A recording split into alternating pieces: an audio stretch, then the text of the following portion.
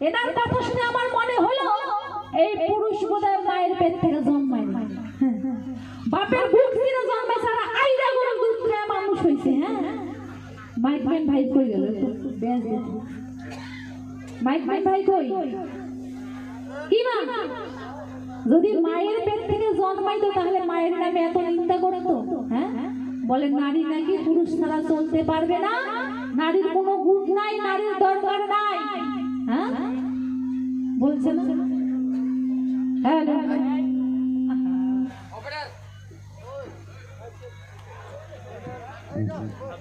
বলে গেছে তাই না, অনেক কিছু বলে গেছে, ভুলি নাই, মনে আছে।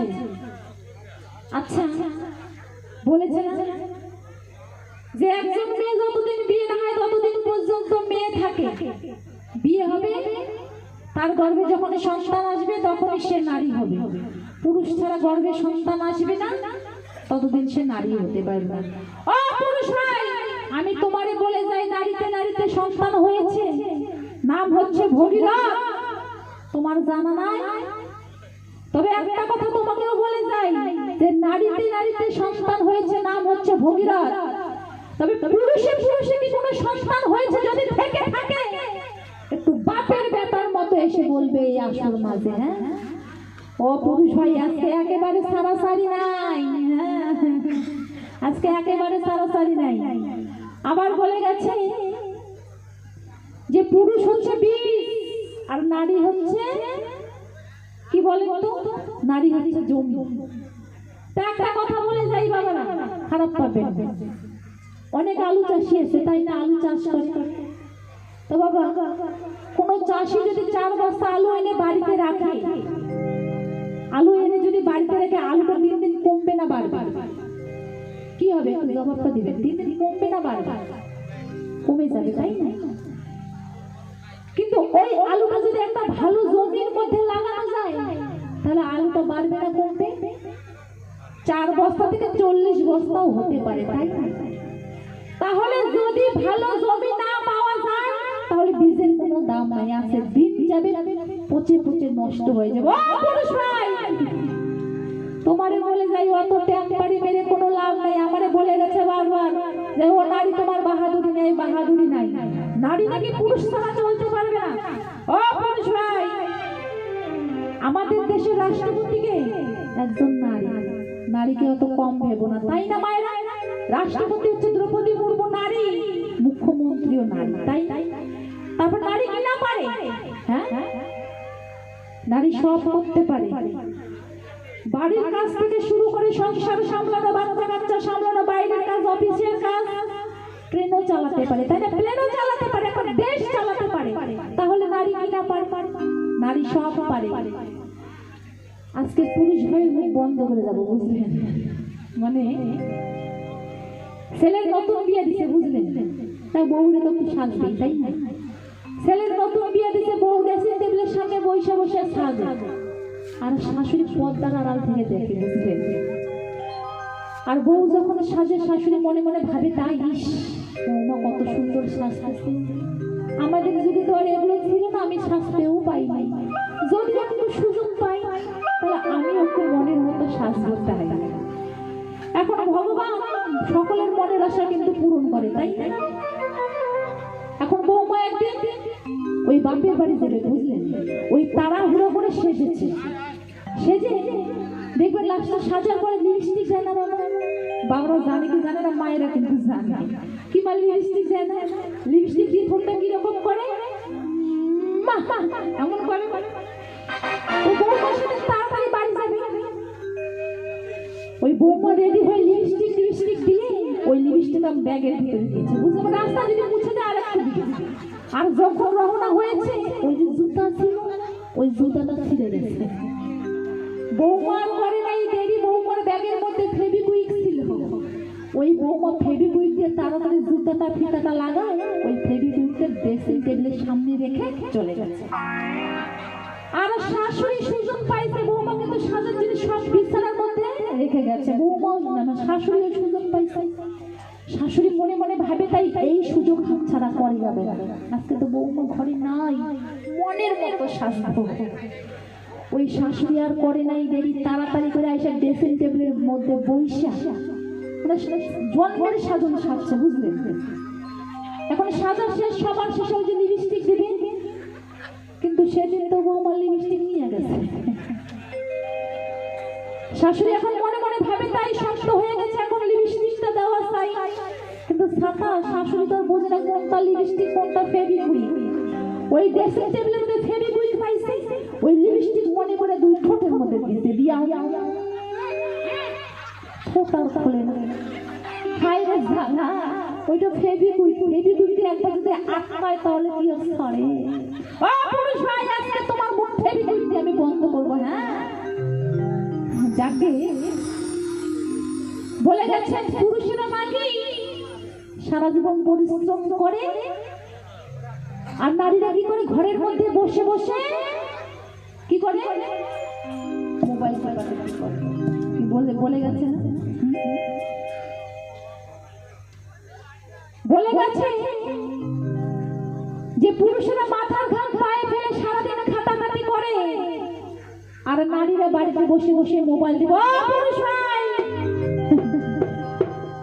মায়েরা দেবী দুর্গার মতো সব কাজ সামলায়, তারপর ওই মোবাইল টিপাটিপি করে।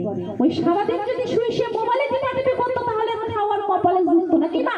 আপনাকে সারাদিন মোবাইল টিপাটিপি করেন? হ্যাঁ, সব কাজ সামলে দেবী দুর্গার মতো 10টা হাত ধারণ করে, হ্যাঁ, সংসারের সব কাজ সামলে, তারপর ফাঁকা সময় পায় একটু মোবাইল দেখে। তাহলে নারীদের কি শখে মনে শখ লাগবে? মনের আশা পূরণ করবে না? হ্যাঁ, তো জাগে আগে একটা গান গাই, তারপর এই পুরুষ ভাই টেম্পারি আমি শুকাই। আরে এতই যদি জ্বালা, আচ্ছা বলেন তো, নারীদের নিয়ে যদি এতই জ্বালা, ও বাবা, নারীরা কি একাই একাই বাড়িতে আসে? হ্যাঁ, একাই একাই বাড়িতে আসে না। কোনো বাবা বা কোনো ভাইয়ের যদি বিয়ে না হয়, সবাইকে ফোন করে করে বলে, ও ভাই একটা দেখ না রে আমার জন্য মেয়ে, একটা দেখ না রে, এই তো আর কিছুদিন পরে বুড়ো হয়ে যায়, দেখ না একটা মেয়ে, তাহলে আমার কপালে কি মেয়ে জুটবে না? আমার এই মানুষ জন্মকে বিখাই যাবে। তারপর যখন একটা মেয়ের খবর পায়, এক গোষ্ঠী ভইরা বাজনা পাটি নিয়া দেখবেন মায়েরা বিয়ে করতে যায়, কি যায় না? হ্যাঁ, ও বাবা, আমি কি ভুল বলছি? আর যখন বিয়ে ঠিক হয়, আহারে মিষ্টির খেলা সেরি, এই বন্ধুরে মিষ্টি খাওয়া, এই বন্ধুরে মিষ্টি খাওয়া, আমার বিয়ে ঠিক হয়েছে তো বলতে আসবে ঘরে, আমার মনে আর আনন্দ ধরে পারে। হ্যাঁ, তারপরে যখন বিয়ের দিন আসে, ওই বাজনা পাটি নিয়ে বাস ভাড়া করে মিষ্টি নিয়ে বসে যায় বিয়ে করতে। আর দেখবেন যখন বউটা শ্বশুর বাড়িতে আসে, ওমা বউটাকে গোষ্ঠী নিয়ে আসে, কি বা গোষ্ঠী নিয়ে আসে, বউটা একাই আসে। তাহলে একটা মেয়ের বুকে কত দম? হ্যাঁ, কত সস্তা না। যাকে একটা গান গাই,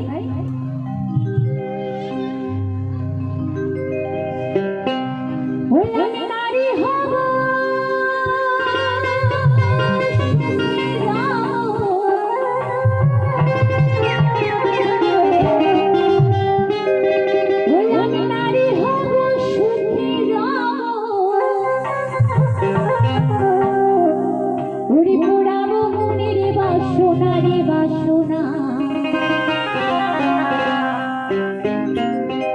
আমি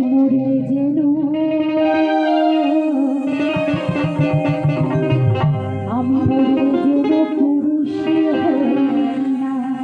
হে দয়া, যতবার এ ধরাধামে আমি আসি, আমি যেন একজন নারী হয়ে আসি।